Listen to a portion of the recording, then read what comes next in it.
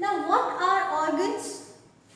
In general, if we see, then organs are those important parts of our bodies which help us to live and survive, right? For example, our brain, our heart, liver, stomach, our every internal organ which is helping us to breathe and digest our body and to keep us healthy and fit. These are the organs which help us to survive. Similarly, the government also has three main organs which help us to run a country very efficiently and smoothly. So let's take a look over what are these three organs of the government. The first one is legislature.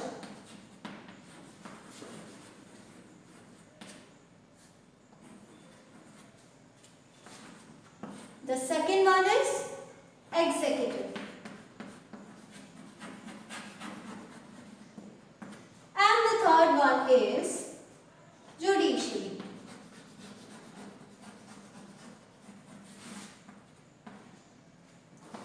Now, these are the three organs of a government: the legislature, the executive and the judiciary. Now, what does a legislature do? In simple language, the legislature makes laws. The executive applies them. And what does the judiciary do? It sees that all the laws and rules are applied and followed properly. So they give verdict or decisions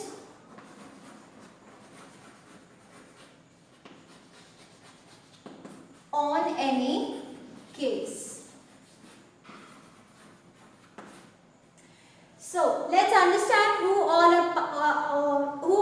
are a part of legislature, executive and judiciary. So legislature, in just simple language, children, you understand, it's not at all difficult to understand it.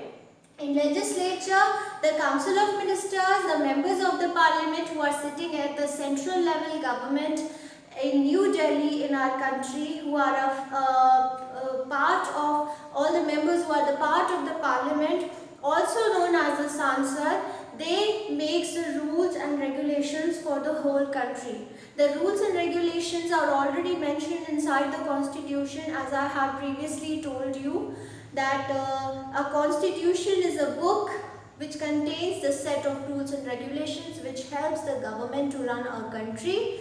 So every democratic country in which the government is chosen by the vote of the people, it has its own constitution. So the rules are already mentioned in the constitution, but these people who are the member of parliament, that is the legislature, it makes those people, they either make changes in those existing laws and rules and regulations according to the current situation or the requirements of the people or the citizens, or they make up new laws and rules as required according to the situation or the need of the citizens. Okay, so legislature are the body of those government officials which makes the laws and rules for the betterment of the citizens of the country. Next we come to executive. Executive are those people who actually applies these laws. For example, if a person has done any crime and he is a criminal, then in this case, who will catch him? The policemen. The policemen will catch him and they will put him behind the bars, that is in the jail. And then according to the set of rules and regulations which is provided by the legislature or which is mentioned in the constitution, what will the policeman do? The policeman will see to it what punishment has to be given to that person according to his crime. Okay? For example, if a person commits a murder and he murders or assassinates someone, then he is generally given a punishment of minimum 7 years up to life imprisonment depending on the severity of his crime. Right? Then judiciary. Now judiciary consists of courts and panel of judges. Okay, don't forget, judiciary consists of courts, the High Court, Supreme Court, District Court, Session Court, okay, and the panel of judges who are working there. They hear a case and give their verdict or or judgment decide what punishment has to be applied and given to the said person, or either he is innocent and he has to be released from any sort of punishment. So they are those people or those authorities who say that the laws and rules are actually applied on the criminals or the people. So these are different organs of the government. The first one I'll again repeat, the legislature, that is the member of the parliament or the council of ministers who are present inside the Sansad or the parliament, and they makes up the laws and regulations, or they makes the changes in the existing laws and regulations which are present inside the constitution as per the needs of the people or the citizens and the situation of the society. Then the second organ is executive. They are the ones who applies the laws. For example, I told you the police, when it catches a criminal, it sees to the severity of the crime that has been done by the criminal and then applies the laws according to it. And lastly, the judiciary. The judiciary are those government authorities or are those people who look after that the laws and rules are actually applied without any discrimination. They are the ones who give their verdicts or judgments on the hearing of a case. So they consist of the panel of judges and the courts. I hope this much is clear to you. Now, after the organs, we come to the different types of government.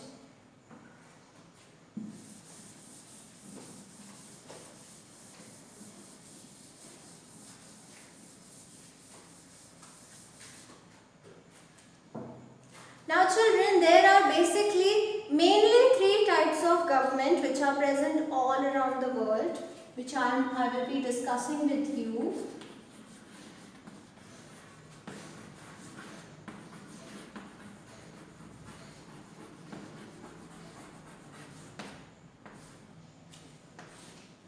Let's understand the first one.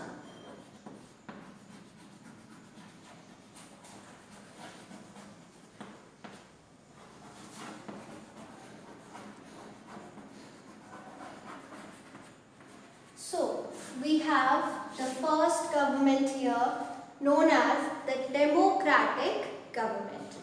Now, what does the term democratic means? Democratic means by the rule of people, by the power of people. It means a government that comes into power by the rule or by the wish, choice or vote of the people. So, India, I'll take an example of our country. India, that is our country, is one big example of a democratic government, and it is considered as the biggest democratic country of the whole world.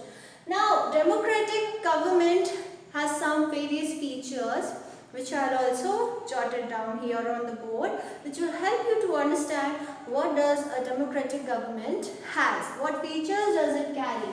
So first of all, in a democratic government, any government or any council of ministers or a team of ministers, any government, okay, it is formed by the will of the people, it is formed by the vote of the people. So our first point is universal adult franchise.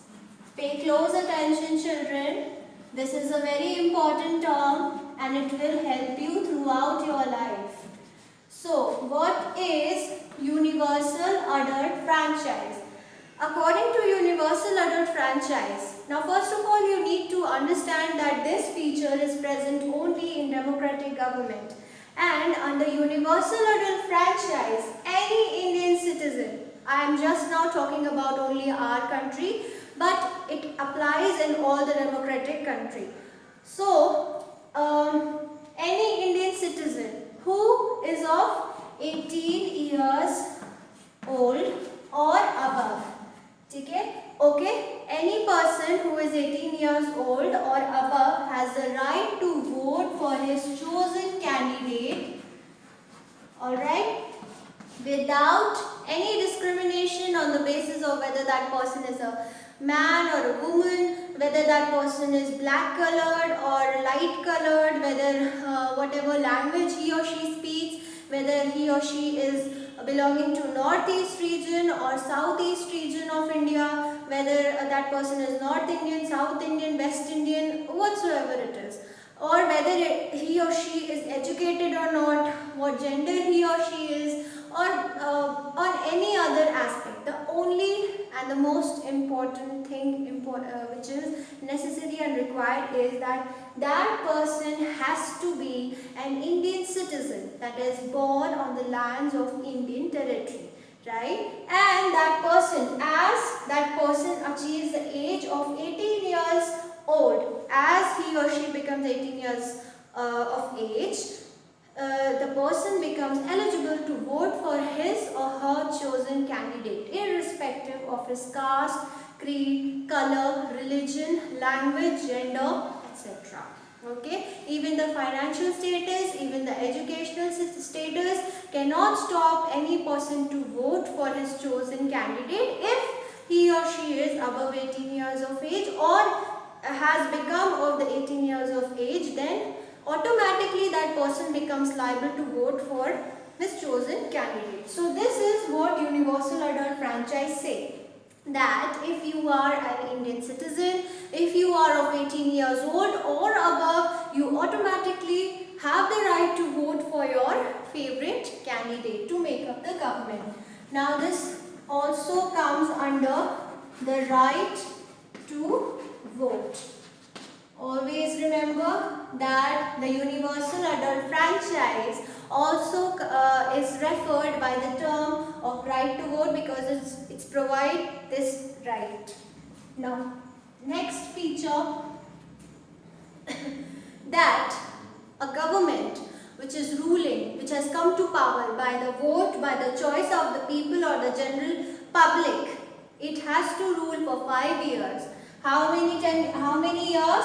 5 years. So, any government can be in the power for 5 years of tenure or 5 years of time period in a democratic government. Okay? And in those 5 years, if the government is unable to perform its duties or functions well, or if the people are unsatisfied by the working of the government, then they have the right to what?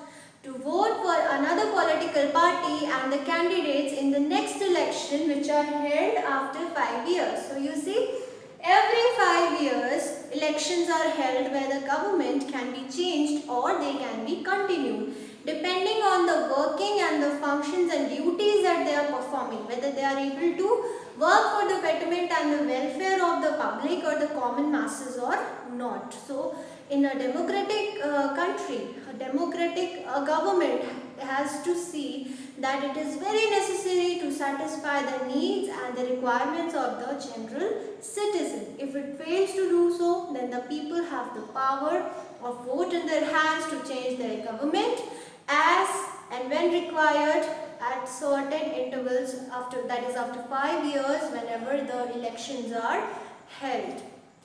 Next feature is also very important. Apart from choosing its own government and having the right to vote, there is one more important function, that is public opinion.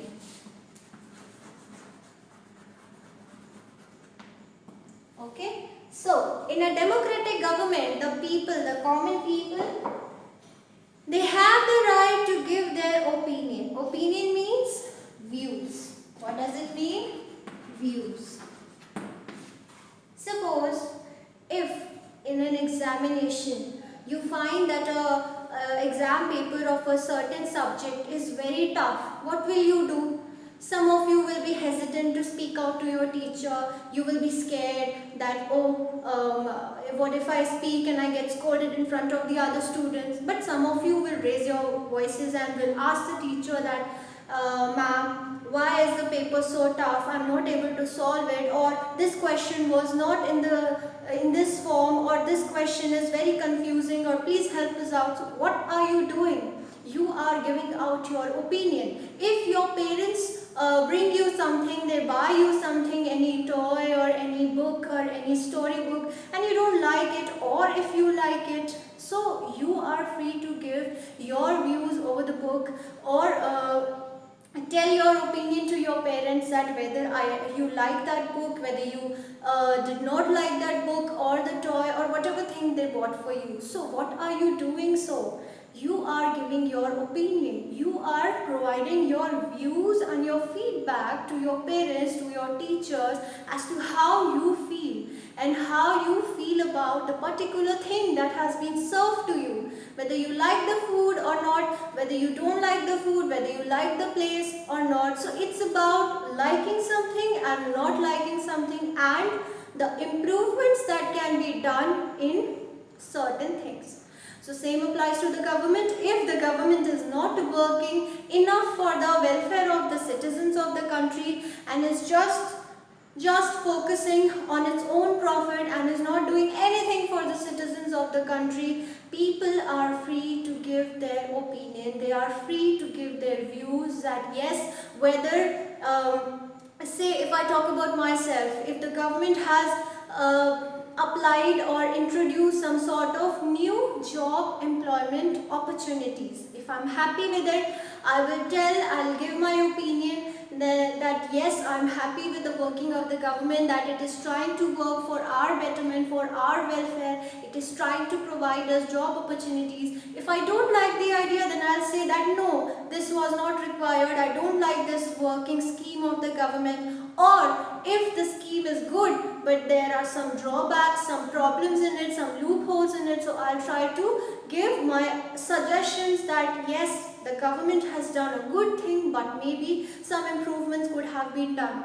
What are we all doing this, children, in our daily life? Every day we are exchanging our views with other people, our friends, our colleagues, our family members. We are giving our opinion when we watch a news headline, when we watch a movie, when we read a storybook, when we read any specific article. What do?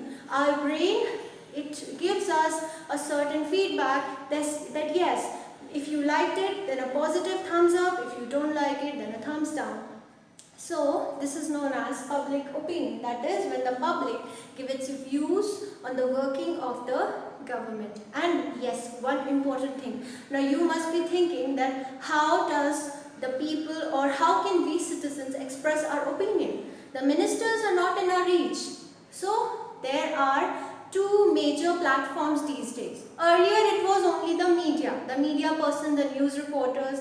They used to do survey, they used to ask people, alright, about their views and opinion about the working of the government. But apart from that, even the media people are not in our reach. So how can we utilize it?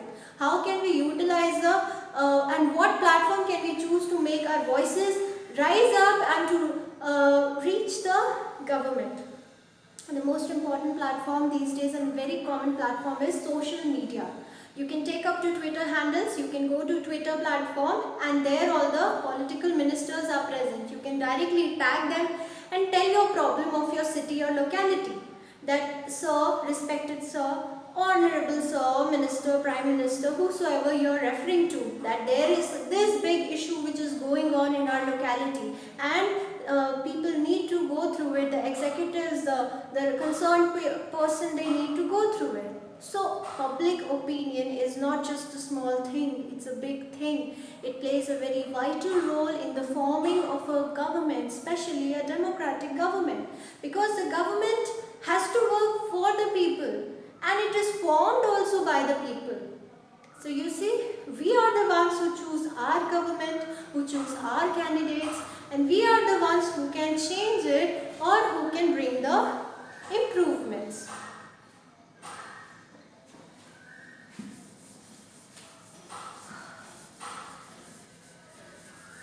Now children, let's move ahead to different types of, to the second type of government, that is the monarchy government.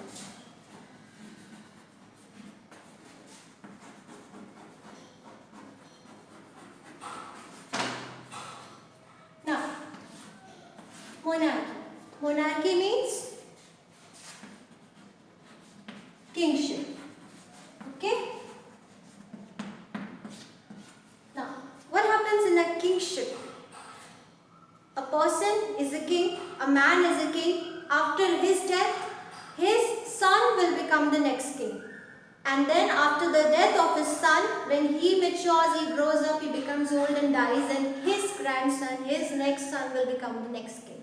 It goes on and on and on. Just like we used to have this system before the coming of British company or British people in our country before independence. You must be clearly aware, you must have heard the fairy tales, various stories about the kings and queens who used to rule upon the different states of our country. So this was an example of monarchy government. Now in our country we don't have it, because after attaining independence from the rule of the British people, we became a democratic country where the people are responsible for choosing their own government. But this system is still present in UK. UK means United Kingdoms.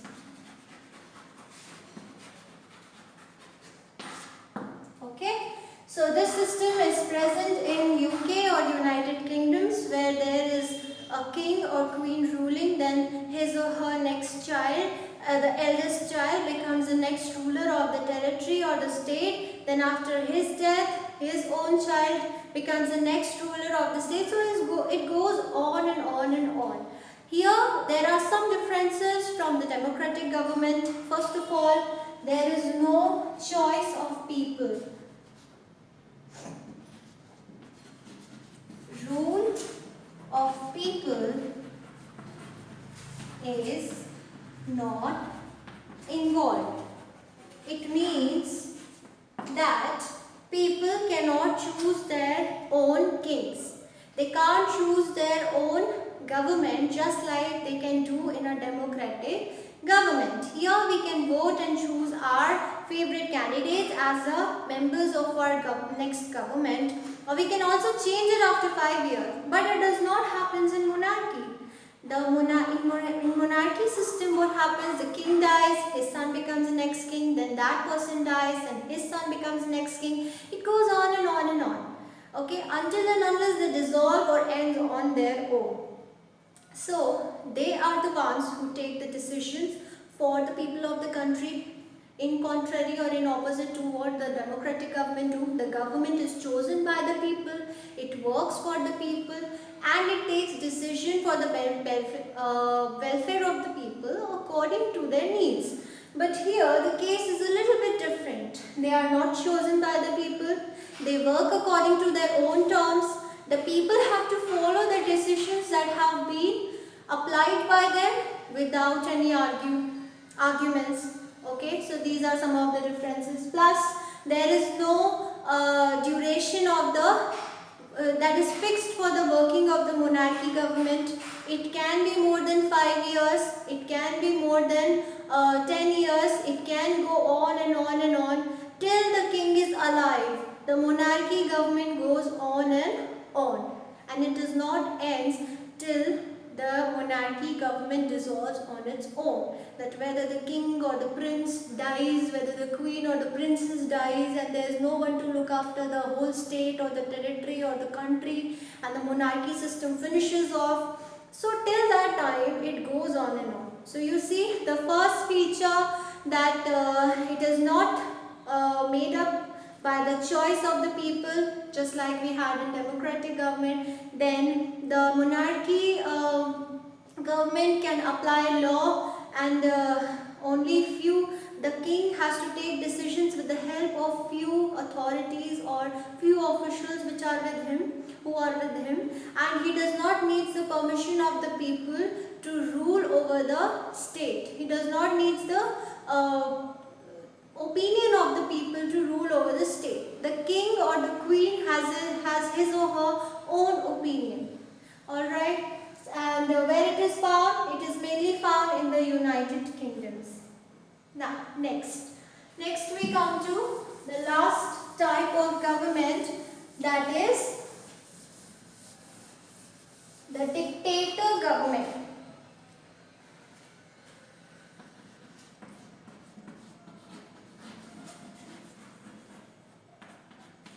Dictator government.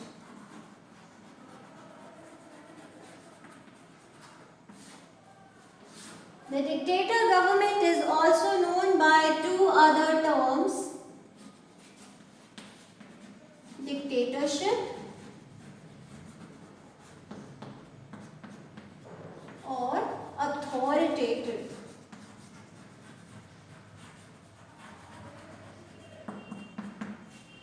Okay, so the dictator government is known by which two terms? Dictatorship or authoritative government. If you ever come to read these two terms, don't get confused. It means the same. What is mentioned here, that is dictator government. It is considered as a worst form of government because in this the ruler or the person who is heading the whole territory or the state or the country, he self-claims himself as the ruler of the state. He himself declares himself as the head of the state and he does not listen to the opinion of the people at all. I'll give you one small example and you'll understand it very clearly.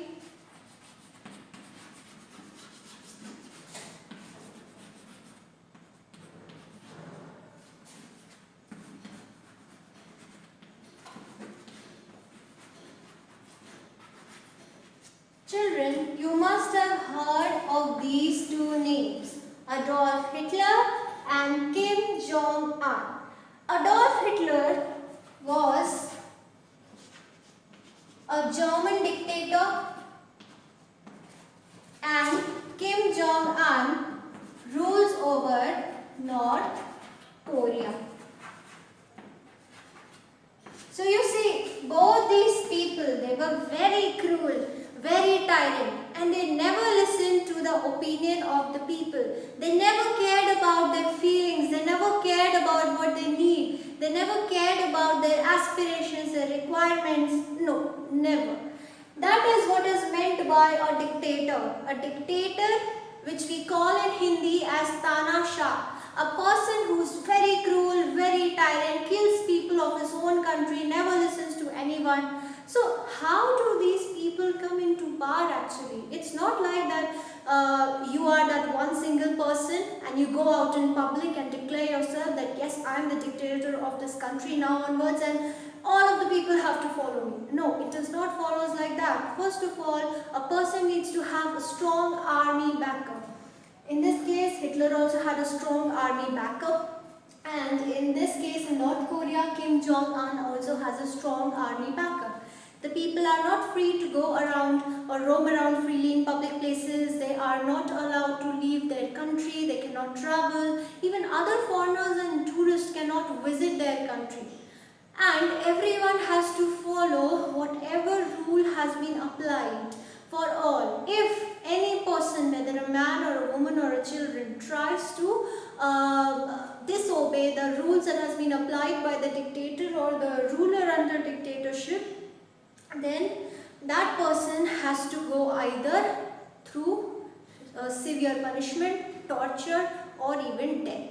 So that is why this is the worst form of government. In this, no public opinion is listened. There is no duration of the working of the government. The person self-declares himself as a ruler of the territory and he or she does not listen to any other person or any other public opinion and works according to his own wishes, according to his own desires. You can say that a dictator is a very selfish person who does not care about the feelings and the needs of the other citizens of the country.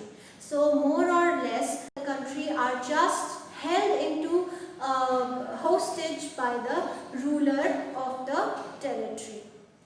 So, and I gave you here two examples also, like Adolf Hitler was a dictator of Germany and Kim Jong-un was a dictator of North Korea.